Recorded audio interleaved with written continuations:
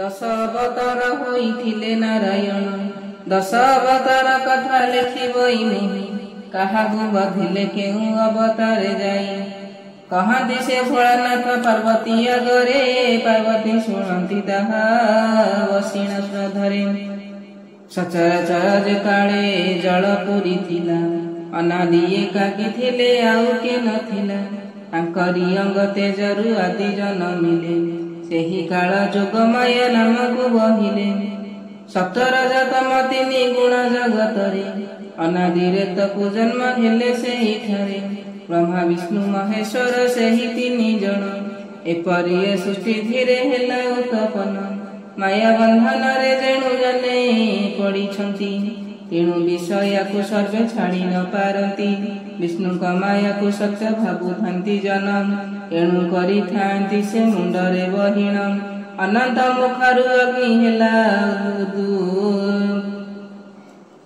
अनंत मुखरु अग्नि हेला विगण पृथ्वी सारा होइला भस्मे परिपूर्ण अनल लिभाइबाकु मेघे संपर्तक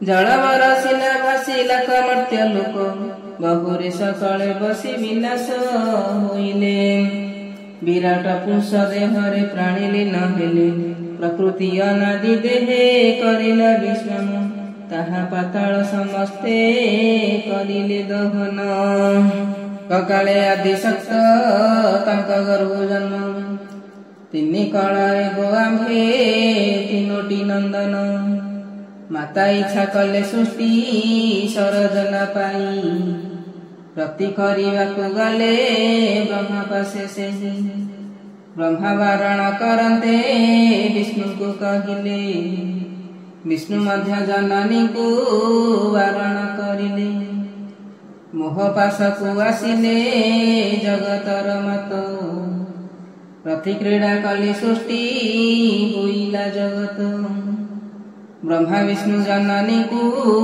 कहती वचन पुत्र को गृहस्थ कालु के बण विधान विष्णु को शाप जे देले जगतर मत जोनि निंदा कलु जोनि मध्य हुआ जात विष्णु कहिले जननी शुण मोर गिर मास के पाख स्पर्श देह जोनि तोर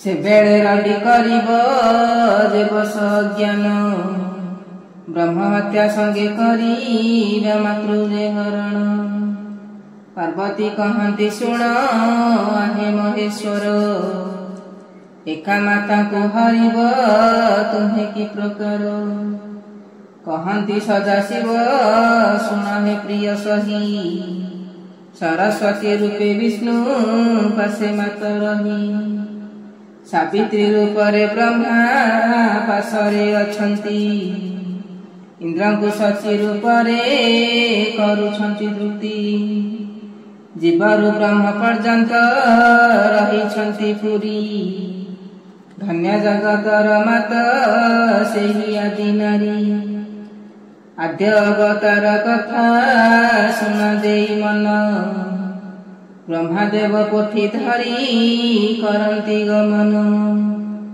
सागर कूଳରେ रखी करुथिले स्नान शंखासुर देव पोथी करिला हरण आकुळे कांदिन धाता विष्णु को स्मरिले जानी मीन अवतार रूप को धरिले सागरे पशिन शंखा सुरवध कले वेद पोथी आनी करी ब्रह्मा करे देले महाप्रलय सागर बेढ़ी रही थिला सागर जले मंदार पर्वत बुड़िला देवासुर मिली करी मंथिले सागर तेणु विष्णु होइले कूर्म अवतार पृष्ठे मंदर धरिले जगत जीवन कूर्म अवतार कथा मन देई शुण महाप्रलय रजनी घटी रही थिला ଧରଣୀ ରାଣୀ ଜଳରେ ବୁଡ଼ି ଯାଇଥିଲା। ତହୁଁ ବରାହ ମୂରତି ହେଲେ ନାରାୟଣ, ଦନ୍ତରେ ପୃଥିବୀକୁ ସେ କରିଲେ ଧରଣ। ନୃସିଂହ ପ୍ରତାପୀ ଦୈତ୍ୟ ଲଭିଲା ଜନମ, ଦେବତା ମାନଙ୍କୁ ସେହି ଦେଲା କକଷଣ। ଜାଣି କରି ବିଷ୍ଣୁ ଭକ୍ତ ଏକଇ ଶ୍ରୀହରି, ପ୍ରହ୍ଲାଦ କୋଳରେ ଦେଲେ ପୁତ୍ର ରୂପେ ଧରି। ହସ ଶୋଭିଲା ତନୟ ବିଷ୍ଣୁଙ୍କୁ ସେ ବଇ, ଶିବ ଭକ୍ତ ହିରଣ୍ୟନ ପାରିଲା ଯେ ସହି। ନାନା ଦଣ୍ଡ ଦେଲା ସେହି ପୁତ୍ରକୁ ତାହାର, କହେ କହ ବିଷ୍ଣୁ ତୋର ଅଛନ୍ତି କାହିଁର।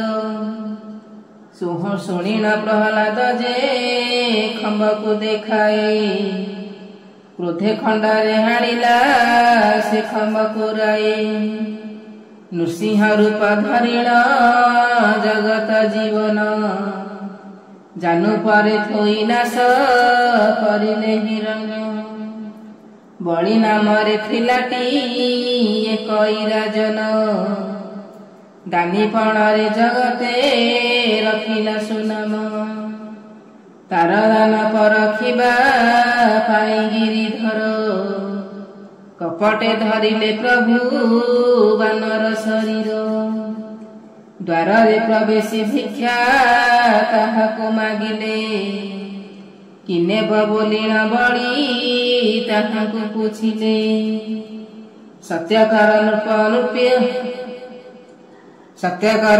ନୃପ ଜାଣି ନ ପାରିଲା, ଶଙ୍ଖରେ ଜଳ ଟେକିଣ ସତ୍ୟ କରିଦେଲା। ତିନି ପାଦ ଭୂମି ଦାନ ମାଗିଲେ ଶ୍ରୀହଧର, ଦେଖି ହସିଲା ଦର୍ପିଷ୍ଟ ବଳି ନୃପବର। ପାଦକେ ପୃଥିବୀ ନେଇ ପାଦକେ ଆକାଶ, ବୋଇଲା ବଳି ରାଜନ ତୋର ଦେଖା ଶେଷ। ଆଉ ଏକ ପାଦ ଦାନ ଭୂମି ମୋତେ କର, ଶୁଣି କହନ୍ତି ବଳି ପ୍ରଭୁ ପାଦ କାହିଁ ତୋର। ନାଭିରୁ ପାଦ ଏକ ଯେ କାଢିଲେ ତକ୍ଷଣ, ବଳି ରାଜା ପାତି ଦେଲା ମସ୍ତକ ତାପୁଣ। ପାତାଳେ ଚାପିଲେ ବଳି ଜଗତ ଜୀବନ, କାର୍ତ୍ତବୀଜ ନାସିବାକୁ ହେଲେ ପରଶୁରାମ। ତିନି ସପ୍ତବାର କ୍ଷତ୍ରୀ ନେକ୍ଷତ୍ରୀ କରିଲେ, ପିତୃହତ୍ୟା ପ୍ରତିଶୋଧ ପରିଶୋଧ କଲେ। ଜନ୍ମିଲା ମହାପ୍ରତାପୀ ବିଶ୍ରମାନନ୍ଦନ, ତା ଭये ଅତିଷ୍ଠ ହେଲେ ସର୍ବଦେବଗଣ। ରାମ ଅବତାର ହୋଇ ଜଗତ ଠାକୁର, ବଧ କରିଲେ ରାବଣ ଉଶାସିଲେ ପୁର। ଦ୍ୱାପର ଯୁଗରେ କଂସ ଜନମ ଲଭିଲା, ଦେବତା ମାନଙ୍କୁ ନାନା କଷ୍ଟ ଦିଆଇଲା। ଦେବକୀ ଗର୍ଭରୁ କୃଷ୍ଣ ରୂପେ ହୋଇ ଜନ୍ମ, ଦେଖୁ ଦେଖୁ ରୂପ ନାଶ ଗଲା କଂସ ରାଣ। କଳି ଯୁଗେ ବୌଦ୍ଧ ଅବତାର ଯେ ତାଙ୍କର, ବିଜେ କରି ଅଛନ୍ତିଟି ଶ୍ରୀ ନୀଳକନ୍ଦର। ପାପୀ ମାନଙ୍କୁ ତାରିବା ପାଇଁ ନର ହରି, ବୌଦ୍ଧ ରୂପ ଧରିଛନ୍ତି ଜଗତ ବିହାରୀ। କଳି ଶେଷ କଥା ଏବେ ମନ ଦେଇ ଶୁଣ, କଳି ଯୁଗ ଜନ ମହା ପାପୀରେ ଗଣନ। ନାନା ପ୍ରକାର ପାପ କରନ୍ତି ଶୟଳେ, ପାପ ଭାର ବଢିଗଲା ଧରଣୀ ଚିନ୍ତିଲେ। ସିଧେ ସାଧକେ ଡାକିଲେ ତୁହାଇ ତୁହାଇ, କଳ୍କି ରୂପେ ଜନମିଛନ୍ତି ଯେ ଭାବଗ୍ରାହୀ। ଭକତ ଗଣ ରକ୍ଷିଣ ଦୁଷ୍ଟ ଦୃଜନ, विनाश करिबे पुणी जगत जीवन प्रदीप ताहाकु स्मरी करई लेखन रक्षा कर मते भक्त बंधु नारायण। ओम नमः शिवाय।